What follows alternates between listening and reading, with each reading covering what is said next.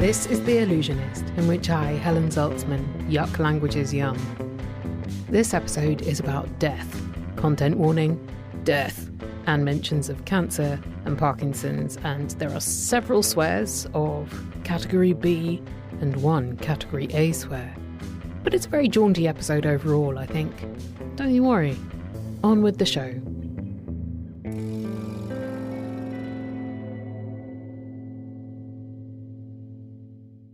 My dad died 4 months ago. I was working on the episodes about the name Fiona at the side of his deathbed, and in between part 1 and part 2, he died.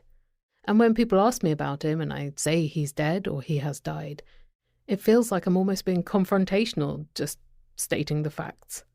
Even though it is correct, he did die. I saw him do it. Do you find that other people are uncomfortable using the word death? Because there's a lot of euphemisms around. Yeah, and it's frustrating. It's really frustrating, and it's something that those of us in the death industry are trying to campaign against. You're also an assassin. Yes, yeah. Oh yeah, I kill people and then I'm there for the grief. Full package. I'm Cariad Lloyd. I'm a writer and improviser, actor, podcaster. I am the host of the Griefcast podcast, where I interview people about their experiences of grief and death. And my new book is called You Are Not Alone, and it is everything I have learnt from the past 7 years, nearly 200 episodes of talking to people about grief and death and my own experience, which is that my dad died when I was 15 of pancreatic cancer. And so I have been on a very long grief journey and spent, I guess you could say, like, set the past 7 years like a deep dive into like what grief is, what it means, how it affects us all. So yeah, we have all these euphemisms like passed away, gone to a better place, lost, you've lost someone. Careless. I lost my father at 15. Yeah. And I use the D word, I say he died and he's dead. And that took a lot of therapy to be able to do that. So I understand why it's tricky for some people. But the big thing is a lot of this language comes about from protecting people and also especially children. And there's a lot of research to show it's actually worse. So if you don't use the word died with a child, it can cause a lot of anxiety. For example, if you say they've gone to sleep, then a child would be afraid to go to sleep. If you say they've gone to a better place, a child might start looking for them, thinking, well, where is this great place I want to go to? So it can cause a lot of problems with kids. And I think we all kind of can get our head around that, but we sort of discount our own selves in that, and as adults of like, well, it can cause a lot of problems if you're not using the word, because somewhere in your brain there's a part of you that's like, oh, they're not dead really, which is pretty common grief reaction. Even 20 years on, there's a bit of me that's like, yeah, but is he dead? Like there's like 0.1% of my brain that would, if the front door knocked and it was him, I'd be like, I knew it. Use the death word, guys. It's gonna be much better if we all start using it. I mean, if I was to Google synonyms of dead, let's try that. Synonyms, dead. See what comes up. Deceased. Deceased is just Latin for death. Late, lost, lamented. Lamented. Expired. Like a cheese. Departed. Gone. No more. Fallen. Slain. Not quite. Now you're starting to infer causes of death. Slaughtered. Killed. Wow. So it escalates quickly. There's not much. No, which is odd considering how much death there is everywhere for everyone. Yeah, you get more synonyms for very boring words, don't you? Very workaday words. I think basically maybe it comes down to the fact that dead is dead. Yeah. And we all know what that means. Universally, dead is dead. And there's no getting away from it. There's no escaping it. And there's no getting around it. So we just have to face that word and use it. And if we don't feel like saying dead, we'll just go, passed away. Yeah, maybe that's the thing. Maybe we don't need new vocabulary yet until we've learnt to get comfortable with dead. And then we can start really jazzing it up. Yeah. Creating fun terms. Like, when you get things like, bottomless brunch. That kind of thing for dead. Wow. I think we'll know we've arrived when we've got a jazzy, snazzy word for dead. Something to look forward to. Oh, I sound so disrespectful sometimes. I have to walk this line because they said this to the people who worked at the Auschwitz in whatever, the gift shop, or I wouldn't say it was a gift shop, but you know what I mean, the kind of ticket office, they can't just be sad all day.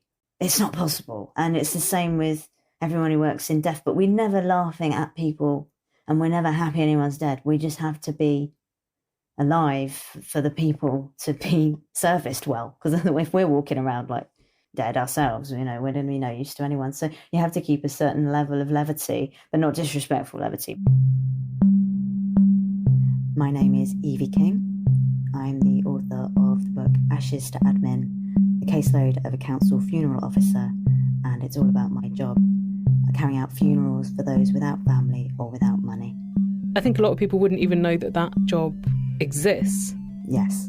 I often find that when people ask me, what do you do?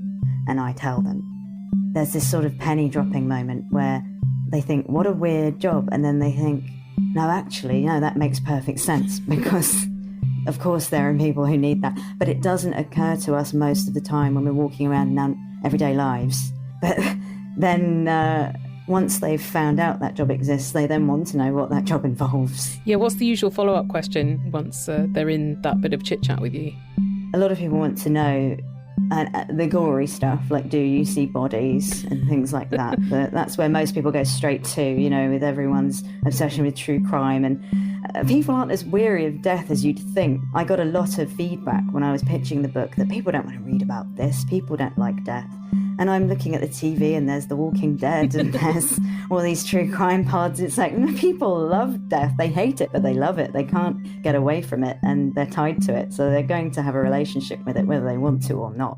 Do you think that people's kind of fascination with it is partly the thing that also makes people bad at talking about death, which is just like fear of it happening to you or close to you? Not you specifically, I mean you in the general sense.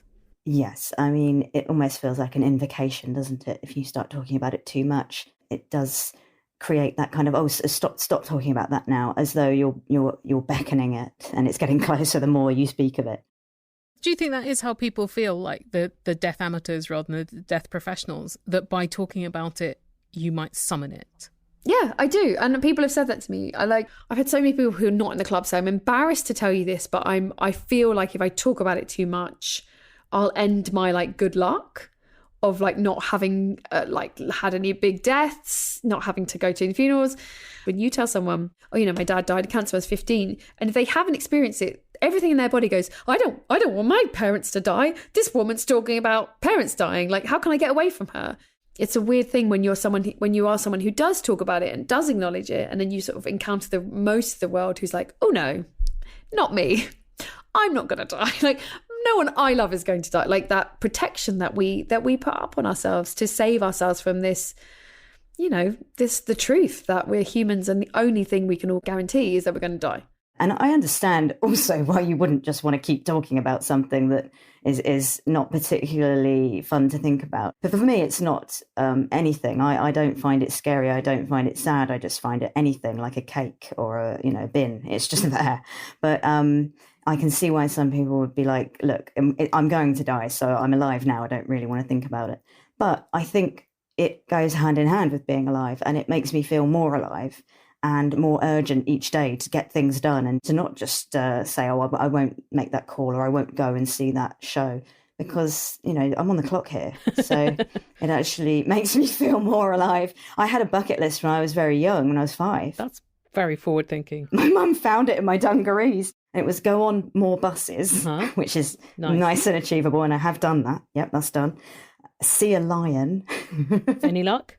And you haven't been eaten by a lion. It wasn't like the last thing on your bucket list. I have seen a lion in a zoo setting, but not a safari. So maybe I need to work on that. You can't be life affirming without knowing that death's coming. Otherwise, life would just be this long, never ending, pointless thing that just doesn't have any focal point. It would just keep going on and on and on, and that would be horrific. Like Cariad, Evie finds that people who work in the death industry don't talk about death awkwardly. Even though we're working in death, we're kind of always talking about the person in the present tense almost, because we're dealing with their funeral. They're very much the star of the show. So we'll be calling them by their first name. We'll be saying, you need to collect Peter from the mortuary.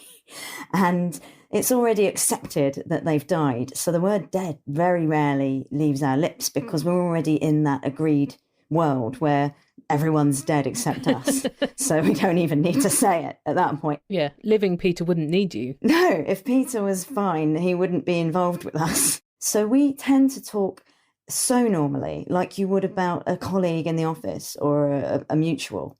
And it's almost, death's not even present. The only way that death becomes present for us is when we're actually signing the paperwork and we're using words like buried, cremated. And my relationship on all death certificates that I do to the deceased, because usually when you're registering someone, you would be like, the relationship is daughter, son.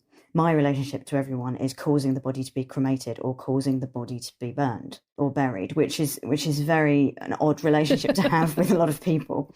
But that's the only time the word body is ever used, because it has to be technically used on the death certificate. We don't talk about bodies, but we don't shy away from died or is dead, because there's nothing wrong with that term. It's not disrespectful, and it helps people. It really helps people if you're honest in your language.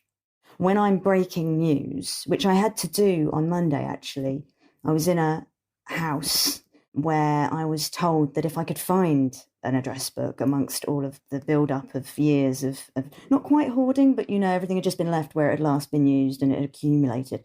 If I could find an address book, I should look up the name of a relative, and that person would be able to probably take back over the funeral, but the police and coroner couldn't find it. Not surprisingly. So when I did find it and I flipped to the letter and found the name, I phoned, and I can barely remember what I said, but I didn't use euphemisms of like pass away. I said, I'm in the home of your relative, and I'm sorry to say that I think I said they have died, and that's why I'm phoning you from their phone. And the person took a breath after they'd taken the news in and went, you broke that news really well. Oh, that's really, really well done. Oh, instant review. Yeah, it was great. Yeah, could you please review me on Google Maps? I think you have to acknowledge that it's happened and it's real, and you have to acknowledge it's weird. And that involves not beating around the bush. So euphemisms are unhelpful at that point. Directness is helpful. It gets everyone on the same page and gets everyone happy with where we are. Well, not happy, but, as happy as you can be. Yeah, I suppose as long as you're clear, then there are fewer avenues for their mind to go down. Yes, they're absolutely instantly there. They know what's happening.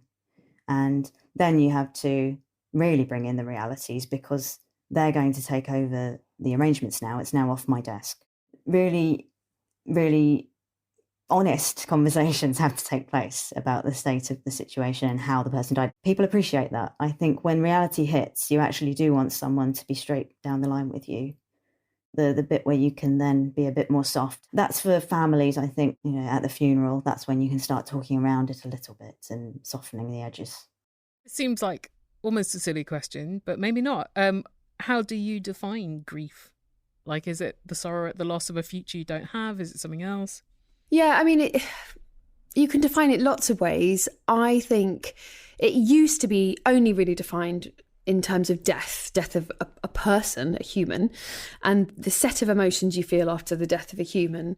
It's become a much broader umbrella word that can encompass loss of a future, loss of a job, loss of a house, loss of a country, a status. You can have grief if you are somebody who thought you were going to, get married and have kids and live in a house a certain way, and then you find yourself not living in that way. So I think it can apply to lots of things. Julia Samuel is a grief psychotherapist, really amazing person, and who's written lots of books about it. And she describes them as living losses. So you can have things that are living losses, things that are not about death. But my wheelhouse is the death one. A term that I found useful in your book was anticipatory grief. Yeah. Because with my dad, he had advanced Parkinson's and dementia. So what I had while he was still alive was the grief that he wasn't there anymore. Yeah. Except he was also an immediate physical concern and quite mean. So it was like this kind of grief constipation where you can't let it out. And then when he died, it was sort of over. It was like the grief stopped on his death rather than started. It was very weird. Yeah, and that's really common when I speak to people who've lost people to Alzheimer's, dementia, because the person is disappearing before they are dead. And so you are anticipatory grieving them, but also they aren't dead, so you haven't like gone through the door of forever, I'll never see them. And it's a weird halfway house, I suppose. And that's what I found so interesting doing the Griefcast and writing the book and finding out terms which I felt weren't layman's terms. Like all the grief community were like, oh yes, that's an absolutely common thing that happens. You're like, well, no one bloody knows about this. Tell them that this is going on. Because there's all these people sitting there going, oh, well, I sort of feel like I've grieved already, but that can't be right. That must be wrong. And I so wanted to sort of put those terms down really easily for people and be like, yeah, anticipatory grief, completely normal, especially when, they say you get it almost as soon as there's a diagnosis, because the part of you is like, oh, that's how they're going to die, is through that. So you're already preparing yourself, and a part of your brain is already processing, okay, I know that person is going to die imminently. And even if it is years from that moment, your muscles are tensed, ready for it, Well, my dad was very into chainsawing until a couple of years before his death. So that's how I thought he would go, slicing himself in half, doing something he loved. That sounds pretty cool. I can think of worse things. The cleanup would have been horrific compared to what did happen. Oh, that would not have been good. Yeah. That would have not been pretty. Meanwhile, at the far end of the emotional seesaw, Evie King is arranging funerals for people she never even met, let alone had any kind of emotional bond with. It's a strange form of connection to someone, to just know them once they've died and to have not had any connection with them at all when they were alive, because that's where you're getting grief from. You're getting grief from losing them, but I never had them, and a lot of the time their family didn't always have them. So I've got this kind of universal grief for us all. That's very generous. Yeah, I'm very nice, aren't I? Like a central repository of generalised grief. I just don't know how I can keep it up. I was saying earlier today, I feel quite burned out because I've got 4 cases this week.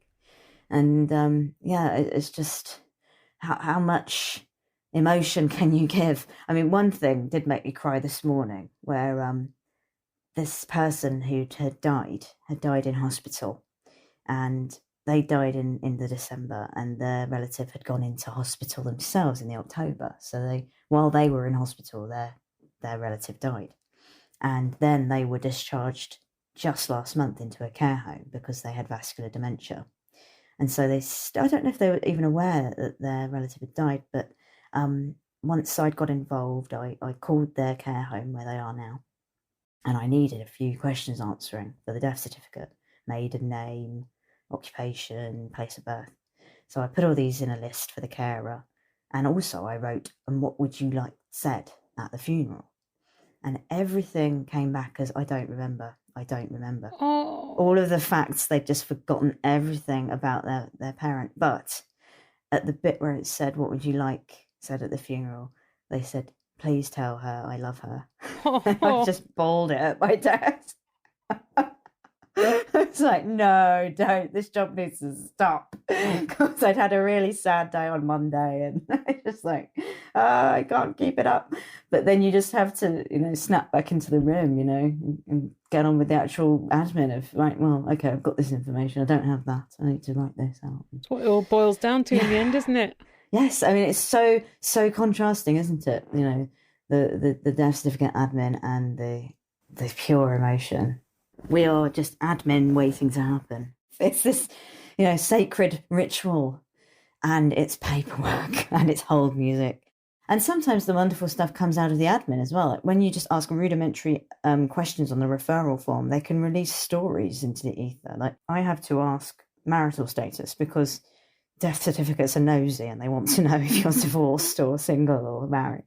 And I asked once, what's the marital status, please, of the care home manager?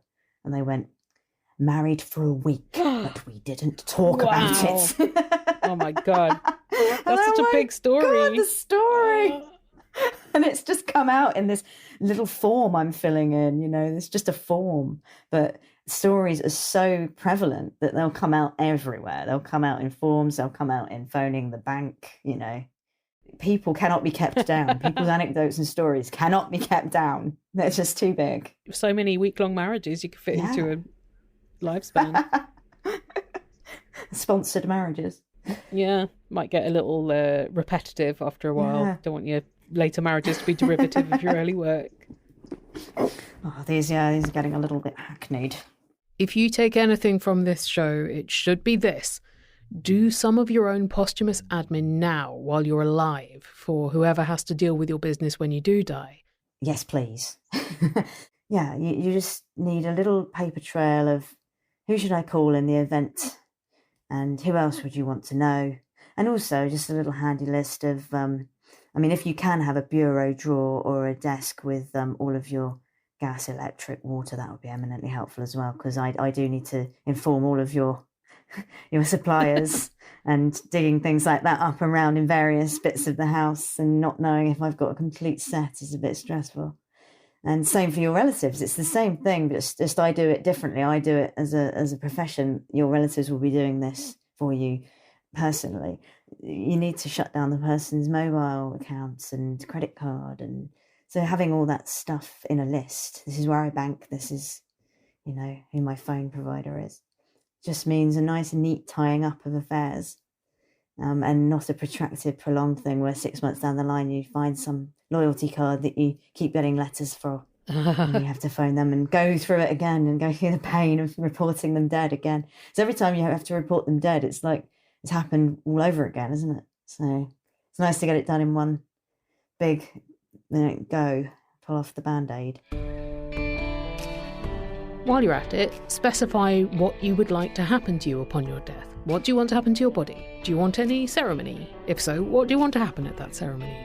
If you don't put these wishes somewhere, like in your will or your big book of posthumous arrangements that you keep in an easy-to-find spot, then someone else is stuck with having to guess at what you might have wanted.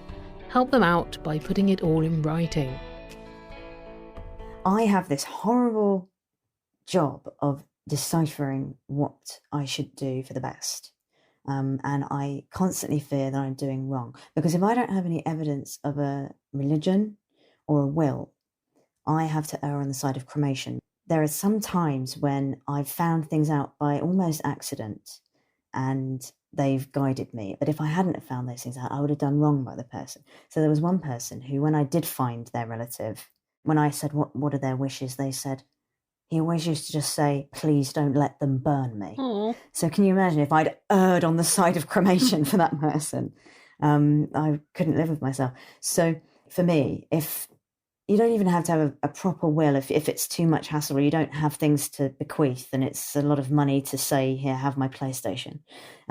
If you could just in a notebook somewhere say, and just a note to your relatives as well, that could help them, because when they're trying to make a decision, when they're distraught, it could help them amazingly if they could hear your voice in a way saying, oh, I'm not fussed about a burial or a cremation or anything you want, or I'd rather this, and then you can proceed knowing you're doing the right thing by the person and relax in the knowledge that you haven't burned them when they fear that the most, or buried them when, they wanted to be scattered to the wind. Like, these are horrible things to think about, but if you sort of think about them very practically, it's like, well, just, do you want that to happen? No. Okay, write it down. Like, that's all. It's not scary. It doesn't mean you're not calling down the fates when you write it down. And I do know what that feels like, because that's how I feel like. So I understand the irrational nature of it. But yeah, And just other things too, like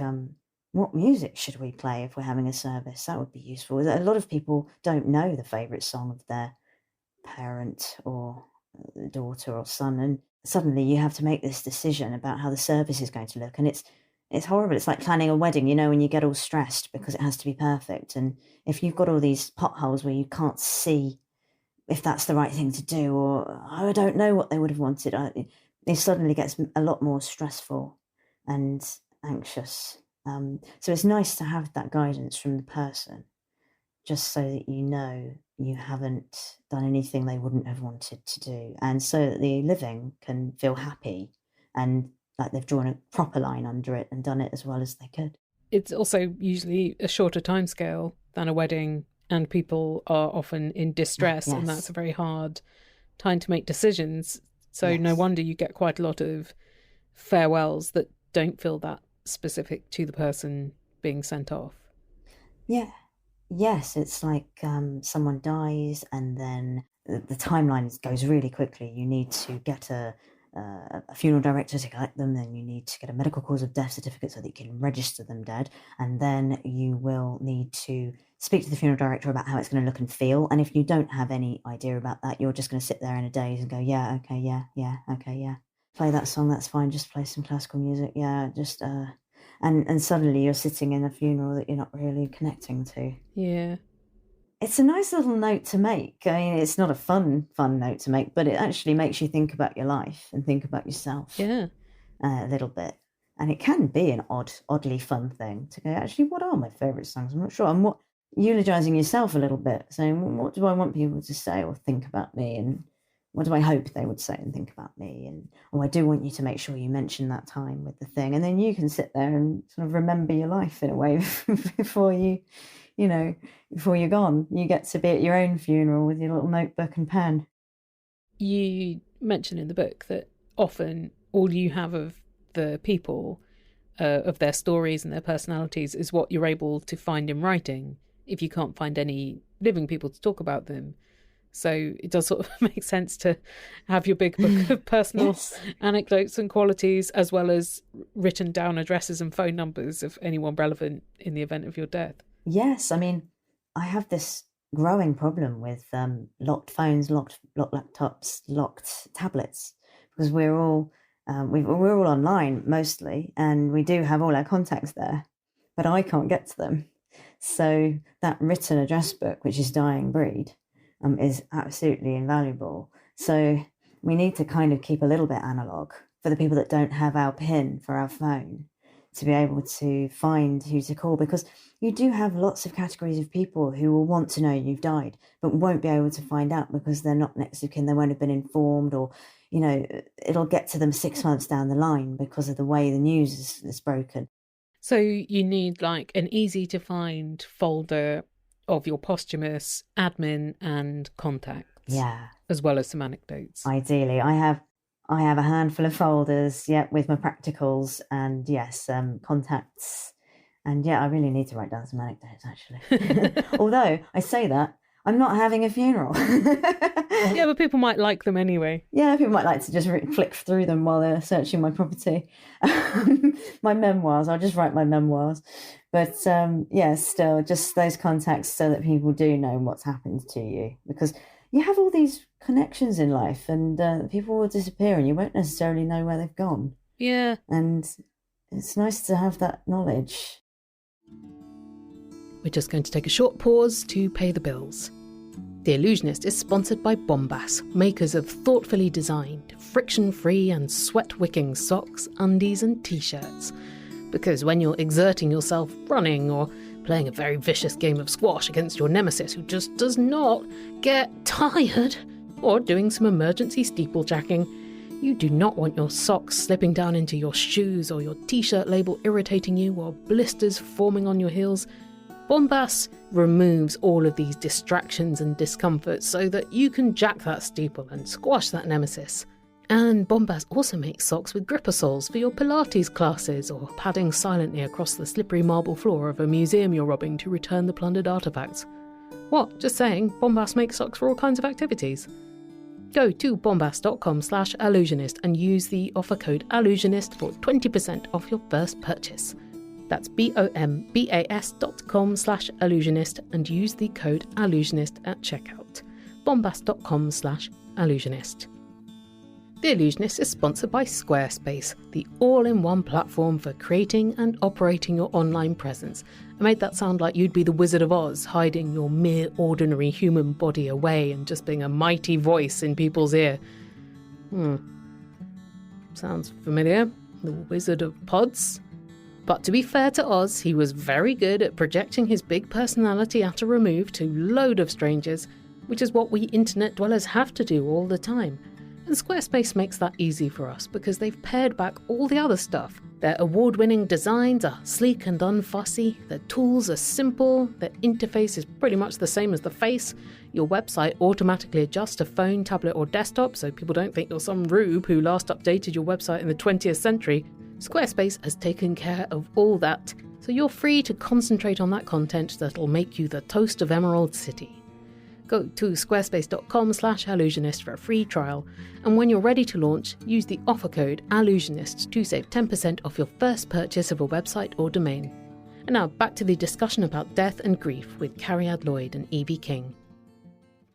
Now let's think about what we say to people when they have been bereaved. It's always tricky, I find, like trying to come up with something original, heartfelt and funny when signing a communal birthday card, but with a lot of added solemnity and sadness because it's death. What are the options? The ones I'm familiar with are not amazing. I used to be really angry, which is quite common again in the grief community, when people say like, sorry for your loss. And when people start saying to you all the time, like, I'm sorry for your loss, you sort of want to punch them because you're like, well, I haven't lost them and you didn't do it. Like it feels a very meaningless phrase.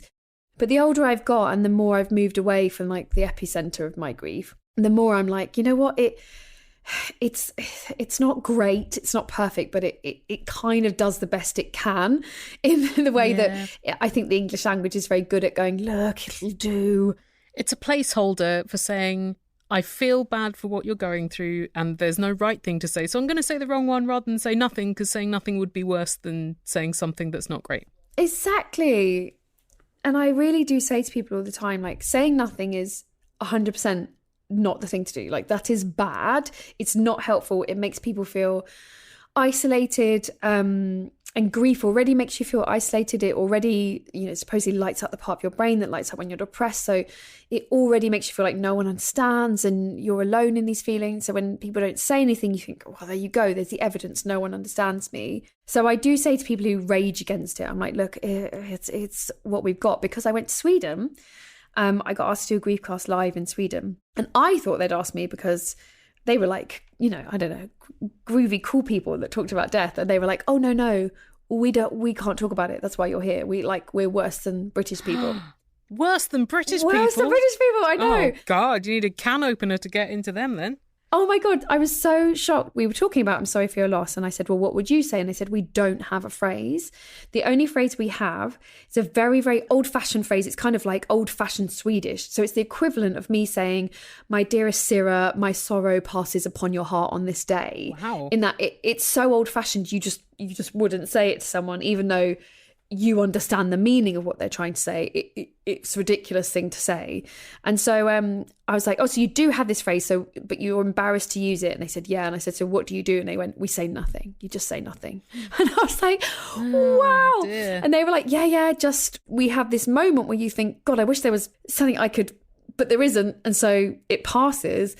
And that sort of weirdly gave me this comfort to know that in the stakes of emotional repression, like we're not number one, because we so often are. Failed even to win at that. Yeah, but it made me really appreciate I'm sorry for your loss, because all these years I had rolled my eyes at it and been like, oh, such an irritating phrase. And I was like, actually, at least it's there. Like, at least it's that handhold that you need when you are struggling, as you said, to just try and say something. And I think, if you don't like that phrase or if you don't know what to say, really, the best thing to do in grief is to literally say what's in your head. And if in your head is, I don't know what to say, I don't know what to say. Just say to someone, I don't know what to say. I just want you to know I'm so sorry and I feel so awful and I wish I could help you and I wish there was something better in my head than that. Sorry. Like, that's equally fine than I'm sorry for your loss, which is a very neater phrase of saying it. So don't be afraid to admit, like, oh God, I have no idea what to say to you, but I really want to help. I just don't know how. I feel like this comes up time and again. Just sort of the only thing that you need to say is, that's really shit, I'm sorry. Yeah. It's almost like it's too simple for people. Well, you want to find the magic code words that fix it. You want to say something eloquent and devastating and brilliant that is somehow going to make them feel like okay. And like, the worst thing has happened. Like, someone they loved or had a complicated relationship has died. So you can't redead the dead by you saying something shit. Like, you can't really make it worse. You might upset them by being tactless, but you'll upset them more by acting like it didn't happen. And to just say to someone, God, that's shit, I'm so sorry. You feel like, oh, they heard me. They're not tidying it up or putting a bow on it or talking about someone like they're a saint. They heard what I said, which is like, somebody I love just died. And they went, God, that is shit. And you're like, yes, exactly. It is. It is shit. So yeah, don't be afraid to just be blunt about it in that way. I always send a message to friends saying, no need to reply. Just wanted to say to you, hi, I'm here. But just literally no need to reply. Because I don't want people to think I'm not thinking of them. So for the avoidance of doubt, I let them know it's space I'm giving them and not forgetting that they're existing. But I think this is a common theme in a lot of circumstances. People want to show support and love. Yeah. But it's hard to know what to say when there isn't that much to say. No, there's nothing to say. And I, again, would sort of err on that side of things. I always just go, not much I can say, really. It's shit. Yeah. And that's it. It's not much I can really say. Nothing I can help you with other than, do you want any errands running? Literally nothing I can help you with, because this is not a help situation. Yeah. No one can help. A phrase that I've noticed more and more, I think it was originally supposed to be what you said about rabbis, or particularly high-ranking rabbis, is may their memory be a blessing. Oh, that's nice. I like that. That's lovely.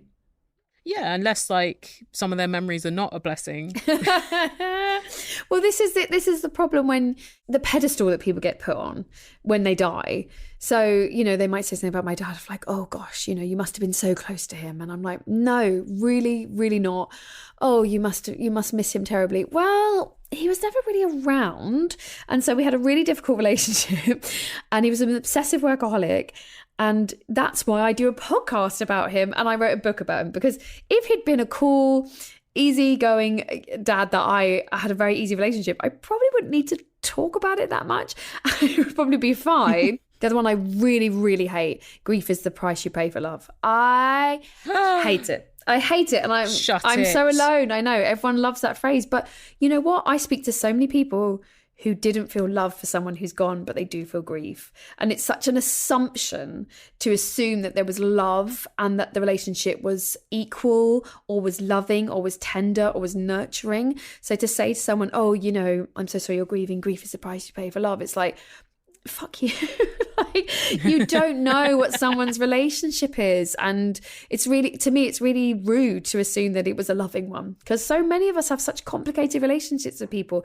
And what it does is it makes people think, oh, I have to have had love in the relationship to be able to grieve them. And that isn't true. You can grieve someone you hated. You can grieve someone you weren't speaking to for 20 years. You can grieve someone that you never got that forgiveness from that you needed. You can still feel grief for the person that they weren't, that you thought they were going to be. So I think it's really important to go in knowing, just don't make any assumptions about why someone is grieving. You don't know.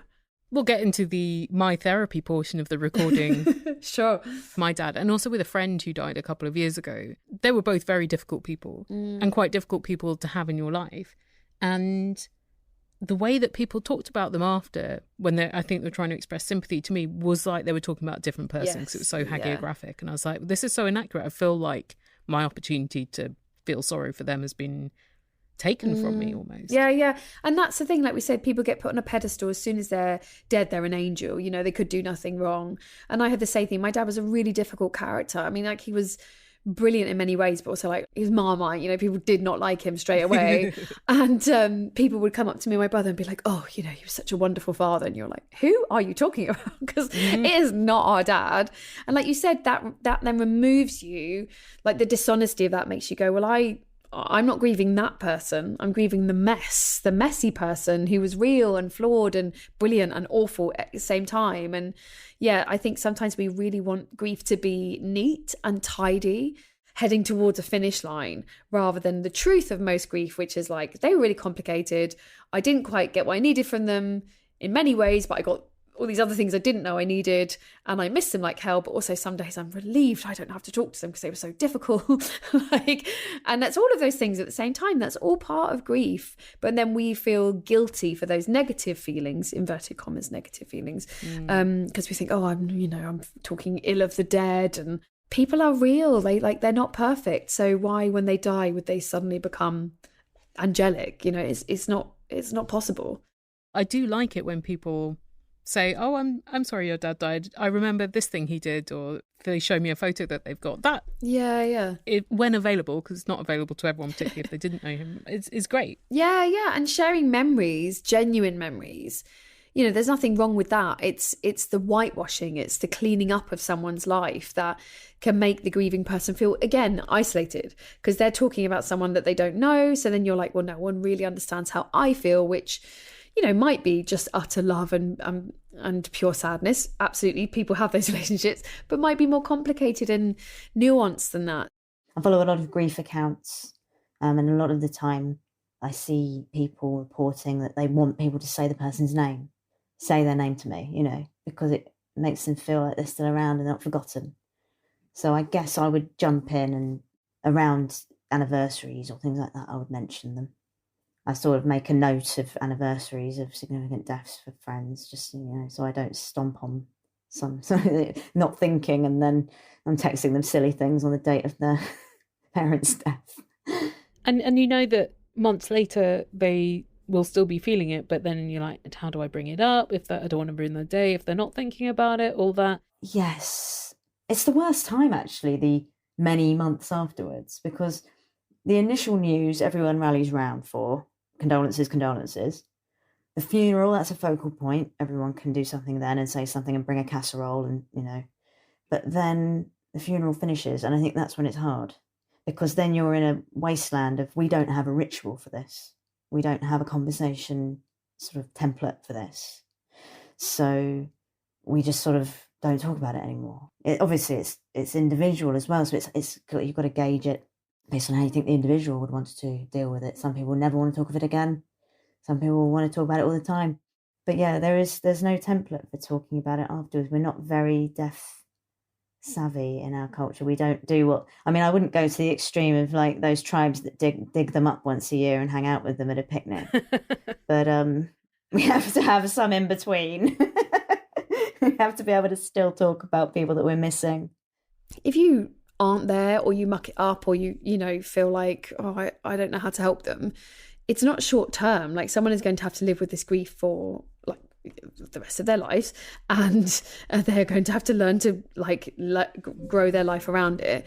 So I always say to people, like, just be there for the long haul, you know, keep showing up.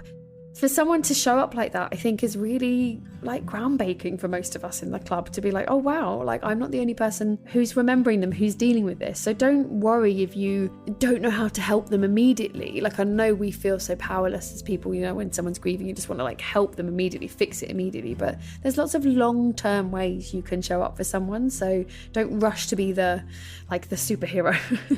It's not easy to stand by someone who's grieving. It's not easy to have these conversations. All I can tell you is it gets easier. Like, the more you do it, the easier it gets, as with all things.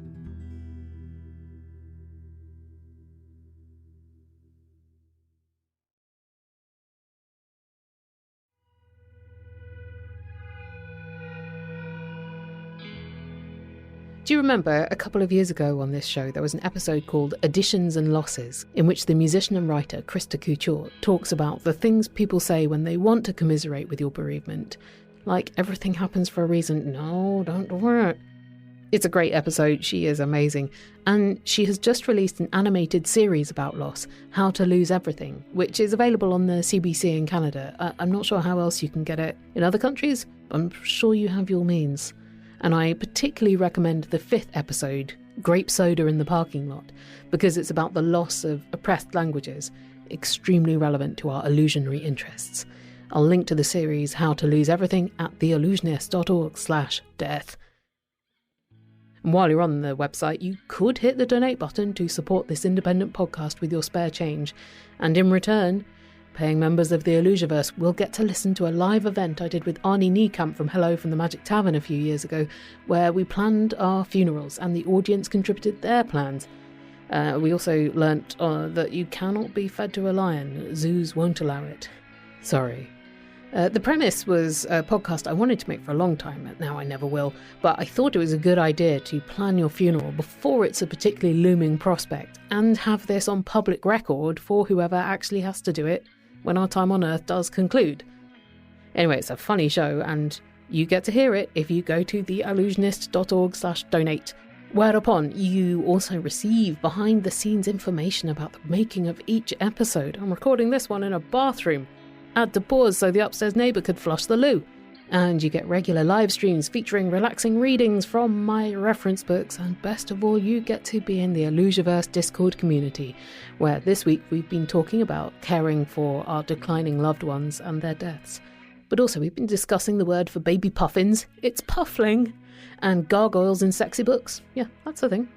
Join us, go to theallusionist.org/donate. Your randomly selected word from the dictionary today is bum bailiff. Noun, historical, derogatory. A bailiff who collected debts or arrested debtors. Origin 17th century, from bum, so named because of the association of an approach from behind. Try using bum bailiff in an email today. This episode was produced by me, Helen Zaltzman, with music by Martin Austwick of palebirdmusic.com. You heard from Cariad Lloyd and Evie King. Cariad hosts Griefcast, which is available in all the pod places, and she has just released a book, You Are Not Alone, which is a memoir of her grief, as well as a lot of other people's experiences and advice, plus the history of things like the 5 stages of grief and the Victorians devising official and very prescriptive grieving rites, which you'll hear about in an upcoming episode of this show as well. Evie King is a council funeral officer, and she has written all about what that job involves in her fascinating new book, Ashes to Admin. Each case she gets is a little mystery she has to solve of who the person was and how best to commemorate their life and lay them to rest. I found it very interesting to talk with Cariad and Evie and read both their books consecutively, because they're approaching death from such different routes. Cariad very personal and emotional, Evie the opposite, but often they're arriving at similar thoughts about the language around it. I would love to know yours as well, and if any phrases have worked particularly well for you, or not, when you've been bereaved, or when you've expressed sorrow for someone else's bereavement. And if you're Swedish, let me know if you do actually have some options that Cariad didn't get to hear about. Get in touch, find Allusionist Show on Facebook, Instagram and Twitter. Our ad partner is Multitude.